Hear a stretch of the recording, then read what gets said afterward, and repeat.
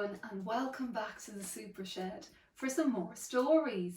There's just one thing I need to check before we start our story. Has everybody been staying safe and playing in their homes and their back gardens? And have you been remembering to wash your hands? You have? Oh, that's great. Now I have special news. This is a story request for Amelie, and she requested this story. And it took a long time to get here from Amazon, but it's here now. And there's also some other news. Sophia wrote to me and she told me that it's her mommy's birthday, and it's a big, big birthday that her mommy's celebrating. So happy birthday, Elaine, and I hope you have a great day. Now, I think it's time for a story. I wonder, what story could it be?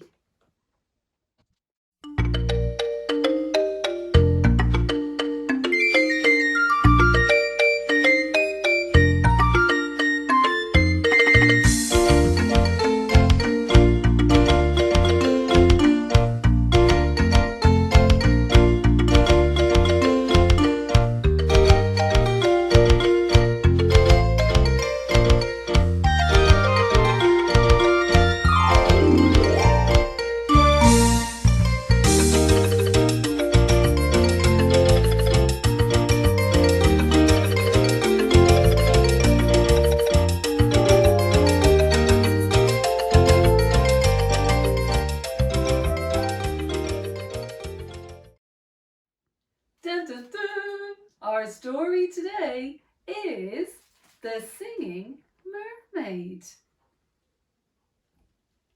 Did you ever go to Silver Sands on a sunny summer's day? Then perhaps you saw the mermaid who sang in the deep blue bay. She sang to the fish in the ocean, to the haddock, the hake and the ling, and they flashed their scales and swished their tails to hear the mermaid sing. And sometimes the singing mermaid swam to the silvery shore. She sat and she combed her golden hair.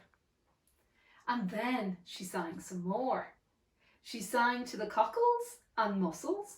She sang to the birds on the wing, and the seashells clapped and the seagulls flapped to hear the mermaid sing. When Sly Sam's circus came to town, Sam took a stroll by the sea. He heard the mermaid singing and he rubbed his hands with glee. He said, "I can make you famous and I can make you rich. You shall swim in a pool of marble and sleep on a fine feather bed. You shall sing for the lords and the ladies. You shall sing for the queen and the king. And young and old will pay good money and gold to hear the mermaid sing." "Don't go," cried the seagulls, and the seashells warns, "He lies." But the mermaid listened to sly old Sam and smiled as she waved her goodbyes. And he took her away to the circus, and she sang to the crowds around the ring, and more came the deafening roar when they heard the mermaid sing. Now the mermaid had a shared caravan with Annie the acrobat and Ding and Dong the circus dogs and Bellina the circus cat, and she made good friends with the juggler and the man who swallowed fire, and the clown with the tumble-down trousers, and the woman who walked on a wire. But she wasn't friends with old Sam Sly. No, she didn't care for him, for he made her live in a fish tank where there wasn't room to swim. And there was no pool of marble, and there was no feather bed. And when she begged him, "Set me free," he laughed and he shook his head.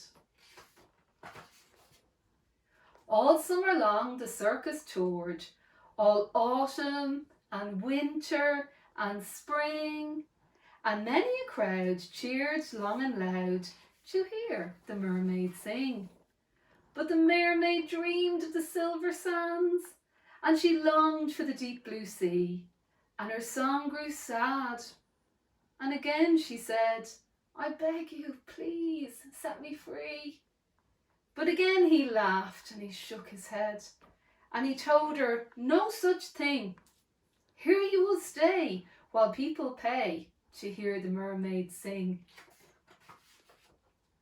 At Silver Sands, a seagull was flying to his nest, when on the breeze he heard a song, the song which he loved best.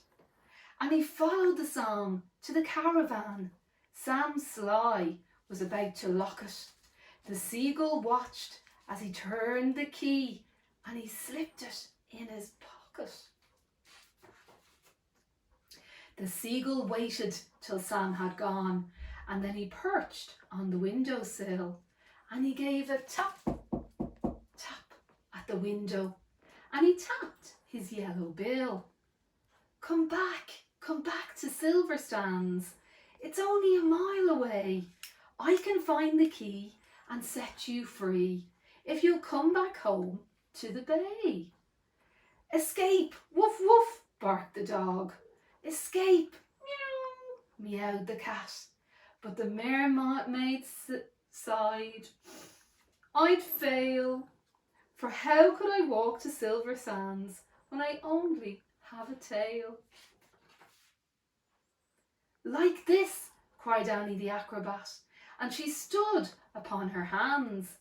"This is the way, the only way to get to Silver Sands. Right hand, left hand, tail up high. There's really nothing to it. If I give you lessons every night, you'll soon learn how to do it." Next week, while Sam was snoring, the seagull stole the key. He carried it off to the caravan to set the mermaid free. And he flew ahead to guide her, and she walked upon her hands, and along the moonlit road that led to Silver Sands. And the creatures on the seashore and the fish beneath the foam jumped and splashed around with joy to have their mermaid home. And she sang to the cockles and the mussels, and she sang to the birds on the wing, and the seashells clapped and the seagulls flapped to hear the mermaid sing. And if you go down to the Silver Sands and swim in the Bay of Blue, perhaps you'll see the mermaid, and perhaps she'll sing for you. And that's the end of our story today, especially for Amelie and Giddy-ups. I hope you enjoyed it, Amelie. Don't forget to send in all the photos of your lovely artwork and your story requests to supershedstories@gmail.com. Lots more stories soon. Bye.